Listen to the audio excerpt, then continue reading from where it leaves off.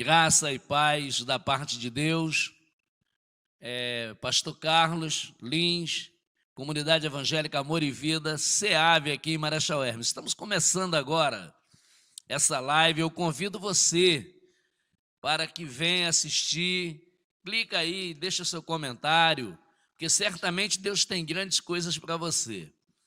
Vamos começar com uma oração, né? Tudo se começa com uma oração. Pai, queremos te agradecer neste momento, Pai, por estarmos aqui na tua casa, por estarmos aqui incumbidos, Deus, de chegar aos lares dos teus filhos, dos lares daqueles que vão estar nos assistindo, levando a tua palavra. Que nós possamos, Deus, ser apenas esse canal, porque realmente é tu que faz todas as coisas. Iremos falar hoje de um assunto muito complexo, mas se o coração dos irmãos estiverem abertos e a mente liberada para entender o que Deus quer falar, grandes coisas, certamente vai ser dita e vai ser aproveitada por cada um de nós, Pai. Continue conosco, é o que nós te pedimos, no nome de Jesus. Amém? Queridos, nós hoje vamos falar de como e onde se encontrar o reino. O texto escolhido é Lucas capítulo 15, versículo 8, 9 e 10. O 8 diz assim: ou qual a mulher que tendo 10 dracmas, se perder uma dracma, não acende a candeia e varre a casa e busca com diligência até a achar?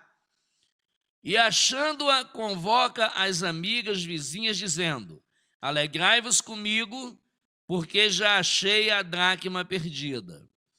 Assim vos digo, que há alegria diante dos anjos de Deus, quando um pecador se arrepende. Você talvez tenha ouvido muito nesse tempo sobre a palavra reino. E tudo que se leva hoje no Evangelho, nós precisamos entender o reino do Pai. Existe o Evangelho da salvação, que é aquele que nós conhecemos quando estávamos na religião. Quando vivíamos a religiosidade, a gente vivia apenas um Evangelho da salvação, que é justamente assim: você chega na igreja, levanta a mão, aceita Jesus, nome escrito no livro da vida, pronto, não preciso de mais nada.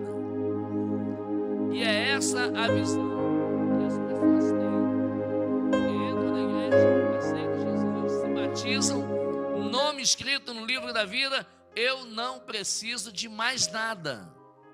Ele mesmo está se limitando,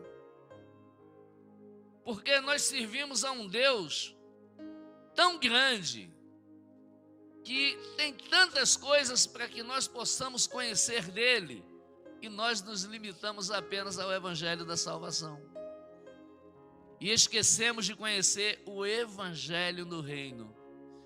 Jesus, se você observar todas as pregações dele, ele falava do reino. Todas as palestras que o Senhor dava, ele falava e apresentava o seu reino. E ele diz que o reino é semelhante àquela mulher que perde a única dracma que ela tinha. Mas para encontrar essa dracma, querido, ela teve que varrer a casa, ela teve que tirar toda a poeira, teve que mudar os móveis de lugar, até encontrar aquela dracma. E o reino também não é diferente. Eu pergunto a você que está me assistindo agora, aonde o reino está? Você já parou para pensar aonde o reino está? O reino está perdido dentro da própria casa do Pai. Mas pastor, como é que eu vou encontrar esse reino, pastor? É me consagrando? É subir no monte, é descer no monte? Como é que eu vou achar e encontrar o teu reino dentro da tua casa? É pregando bonito, é com uma bela voz, é com uma roupa muito bonita que eu vou encontrar o reino? Você já parou para pensar? E o reino está perdido dentro da casa do Pai. Mas eu vou dar uma dica para você encontrar esse reino. Como eu encontrei um dia, 42 anos, eu achei o reino dentro da própria casa. Estava ali na minha frente todos os dias. Estava dentro da palavra todos os dias. Quando eu abri o reino dele, eu não conseguia enxergar. Porque eu não mudava, querido, os móveis de lugar. Porque eu não mudava o meu pensamento religioso. Porque eu não mudava a minha maneira de ser. Porque eu não abria a mão do meu eu, das minhas vontades. É por isso que eu nunca encontrei o reino em 42 anos. E agora, queridos, a palavra está dizendo aqui que a mulher deu uma grande festa quando encontrou o reino. Agora eu vou dar uma dica para você encontrar esse reino, tá bom? Vamos lá comigo. Todos nós, na nossa casa, isso é todos nós, não é? Alguns, todos nós temos um cômodo da bagunça na nossa casa. Tem ou não tem, irmãos? Responde aí para o povo ouvir. Todo mundo não tem um cômodo da bagunça? E geralmente esse cômodo ele é fechado e escuro. Não é assim? Esse cômodo é fechado e escuro. A Bíblia diz que Jesus é a luz do mundo. E quem me seguir não andará em trevas. Então vamos lá. Quando você abre a porta daquele quarto da bagunça e que você acende a luz, o que é que acontece? Vocês querem ouvir o povo responder aqui? O que é que acontece aí, gente? Quando você acende a luz daquele quarto da bagunça, ele revela o quê? A bagunça que está aquele cômodo. Jesus não é a luz? E qual é o cômodo que Jesus vai chegar e acender essa luz? Esse cômodo aqui é o teu coração. Mas como é que Jesus vai adentrar? Como é que você vai entrar e descobrir esse reino se o quarto está todo bagunçado? Se a tua vontade prevalece, se a tua vaidade prevalece, se você está acima do bem e do mal, que primeiro tem que ser você para depois ser os outros. Como é que você vai encontrar o reino e vai achar esse rei desse reino se você vive só para as suas vontades? Você vai ter que fazer uma limpeza na casa, querido. Ei, lindão, olha aqui para mim, ó, preste atenção. Vai ter que fazer uma limpeza na casa. Porque se você não fizer a limpeza na casa, você não vai achar o reino. E você não vai encontrar o rei desse reino. Porque ele não habita em casa suja. Essa casa chamada coração tem que estar muito limpa, queridos. Para que esse morador ilustre entre e more. E o povo está preocupado com movimentos. Tem crente aí que eu já ouvi há 30 anos atrás dizer que ia ter um grande avivamento no Brasil, no Rio de Janeiro. Eles estão esperando até hoje esse avivamento. Tem crente preocupado com movimentos, mas não percebem, em meio ao movimento, que Jesus está no ambiente. Porque estão preocupados com barulho, estão preocupados com alvoroço. E o mestre já está no ambiente, querido. Ache o reino nessa noite. Comece a perguntar a Deus como é que você tem que fazer para encontrar esse reino. Aquele paralítico do tanque de Betesda, diz a Bíblia que ele estava lá há 38 anos. 38 anos enfermo, aguardando alguém vir quando as águas se moverem, quando houvesse um movimento, alguém o lançar nas águas para que ele fosse curado. Mas existia uma multidão tremenda naquele lugar, aguardando também movimento. E você está esperando movimento? Há quanto tempo, meu irmão, minha irmã, que você está esperando barulho e movimento? E Jesus vai passar por você como passou por aqueles e foi lá e curou aquele homem. Sabe por quê? Enquanto você espera o movimento, você não sente a presença do Rei no ambiente. Precisamos ter essa sensibilidade de sentir o Senhor no ambiente, de sentirmos o perfume dele no ambiente. O nosso foco é olhar para frente, querido. A palavra diz: não olhe nem para trás, nem para a esquerda, nem para a direita. Pedro, enquanto olhou nos olhos do mestre, Pedro, enquanto olhou nos olhos do rei, ele caminhou sobre as águas. Mas na hora que Pedro olha para a água, quando ele pensa a profundidade tremenda que estava embaixo dos seus pés, ele começa a afundar. E você está como aí, querido, nesse mar? Olhando para o foco? Vivendo a intensidade do reino? Ou você está preso à religiosidade? Ou você está vivendo a lei da Gabriela? Eu nasci assim, eu cresci assim, eu vou morrer assim. Se você continuar pensando assim, querido, o rei vai passar e você não vai encontrar o reino. Porque a religião, ela te aprisiona, mas o reino te liberta.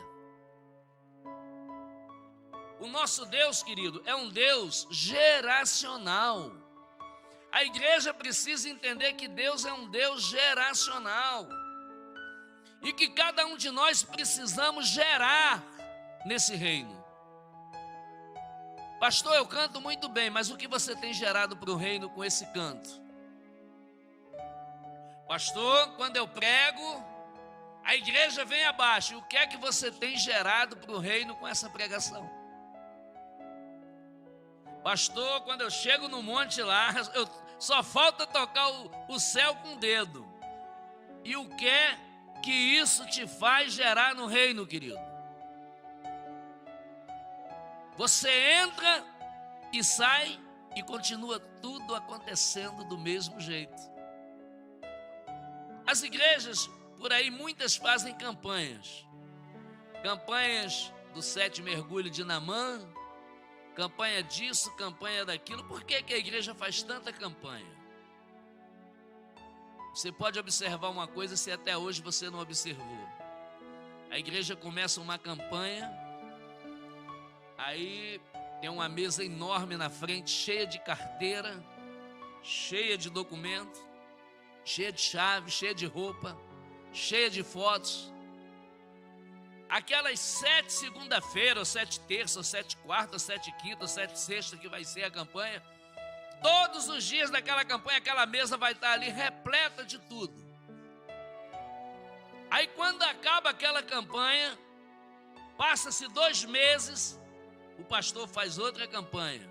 Agora a campanha de cair os muros de Jericó. Aí você vai observar, se você não observou até hoje, observe, dá uma olhadinha.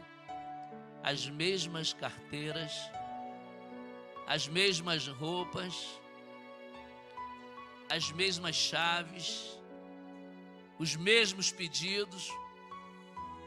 Não aconteceu nada. Sabe por quê, queridos, que não aconteceu? Porque você vive funcionamento de escravo. Você não vive funcionamento de filho. Quando você é filho, vai te dar. Mas para isso você tem que ser obediente ao seu pai. Para isso você tem que ter intimidade com seu pai. Para isso você tem que ter relacionamento com seu pai. E eles vivem funcionamento de escravo. Não acontece nada. Gente, eu estou na casa de Deus há tantos anos e não acontece nada. alguma coisa está errada, querido. Porque quando você vive a intensidade do reino, todos os dias acontece alguma coisa para você. Você pode dizer amém? Aleluia, está muito fraco esse amém, hein? Vamos dar um amém bem forte aí, gente, para o povo lá do outro lado ver.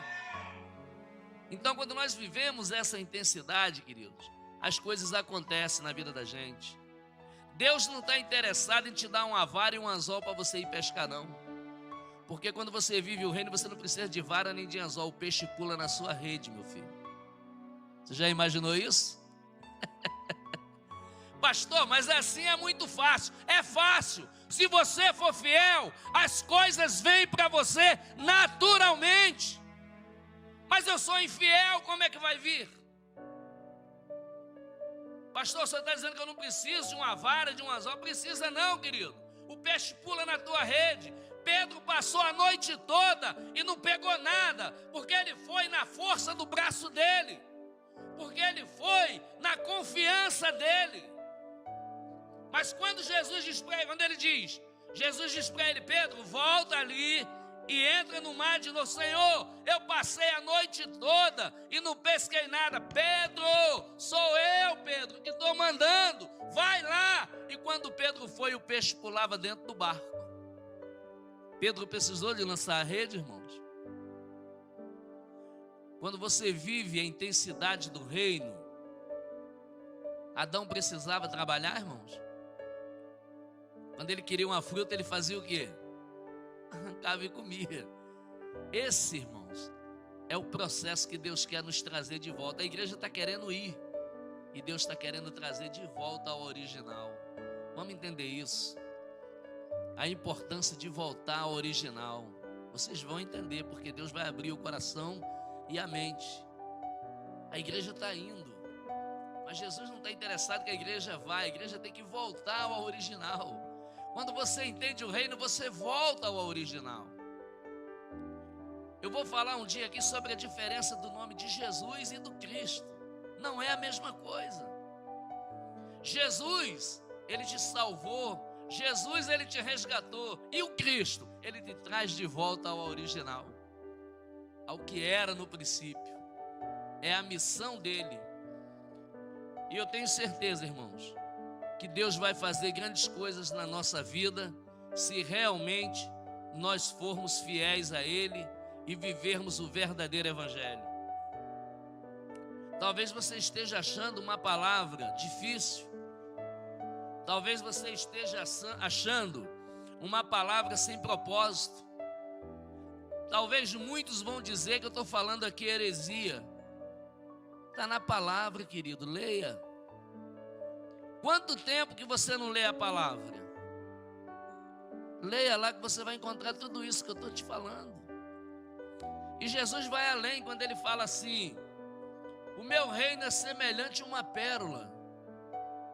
Aí eu pergunto de novo à igreja: você acha a pérola fácil?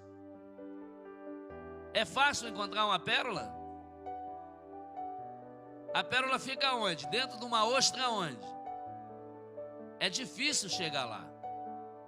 E o reino também não é fácil, irmãos, porque nós nunca vamos encontrar esse reino na nossa maneira natural.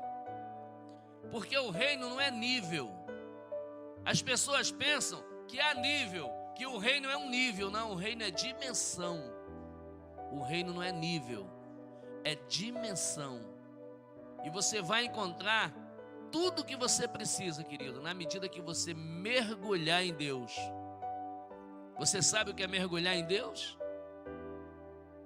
Oséias 6:6 diz assim: conheçamos e prossigamos em conhecer ao Senhor. Você conhece o Senhor que você serve? Você crê no teu Senhor até que página? Se colocarem uma arma hoje na sua cabeça, mandar você escolher servir o Senhor ou morrer, o que é que você escolhe? Ah, pastor, isso vai existir? Vai chegar o dia. E aí, o que é que você vai dizer? O que é que você vai falar? Jesus disse na palavra dele que todos nós somos uma árvore, não é isso? E temos que dar o quê? Fruto. Toda árvore tem que dar fruto. E a árvore que não dá fruto, o que acontece com ela? Será cortada e lançada fora. Agora eu vou fazer aqui uma conjectura para você. Você vai fechar os seus olhos aí, você que está aqui na igreja, feche os seus olhos. Você que está em casa, feche os seus olhos. Você vai imaginar agora Jesus com fome, querendo uma fruta dessa árvore que é você. Você tem a fruta para dar para ele? Ou você vai deixar o Senhor ficar com fome? Eu estou te pedindo um fruto hoje, eu preciso desse fruto. E aí? Você tem uma resposta para dar para ele? É sério, irmãos. É sério. Vamos parar de brincar dentro da casa de Deus. Sabe? Tem gente aí porque acha que é pastor, sabe tudo, sabe nada. Eu tinha diploma de seminário lá na minha parede, 3x3, quase 30 diplomas. E Deus falou para mim, tu não sabe nada, cara, eu vou te ensinar o que é o meu reino. E me ensinou. Não é no nosso conhecimento, querido. Não é na nossa força. Mas é na força dele. É na força dele. Pastor, eu sei falar 3 idiomas. Se você não tiver com ele, não tem valor nenhum. Pastor, quando eu abro a boca para cantar, todo mundo me parabeniza. E aí, o que é que você produziu com esse teu canto? O que é que, durante o tempo que você cantou e louvou na igreja, o que é que você produziu?